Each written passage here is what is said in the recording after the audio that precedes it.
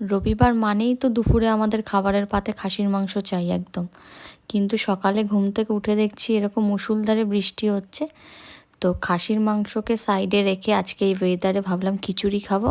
আর আজকে ব্রেকফাস্টে ছিল কিন্তু এগ রোল। হ্যাঁ, এই যে এরকম ঘরোয়া রোল খেতে কিন্তু আমার দারুণ লাগে। এর উপর একটু শশা কুচি, একটু সস দিলে কিন্তু পুরো দোকানের রোলের মতনই টেস্ট হয়। আমি এরকমভাবেই দোকানের রোলের স্বাদ ঘরে বসে মেটাই। প্রতিবার খিচুড়ি করলে তো নারকেল দেওয়া হয় না, আজকে যেহেতু ঘরে নারকেল ছিল তো ভাবলাম নারকেল দেবো। তাই নারকেলটা কুড়িয়ে নিলাম। আজকে হাতে একদমই সময় ছিল না, তাই নারকেল কুড়িয়ে এরকম ফোড়নের সাথে ভেজে নিয়েছি। কিন্তু আমার নারকেল কুচি কুচি করে যেটা ভেজে দেয় না খিচুড়িতে, ওটা আমার দারুণ লাগে খেতে, যে নারকেলের টুকরোগুলো যখন মুখে পড়ে। তো ফোড়নটা এখন খিচুড়িতে দিয়ে দেবো।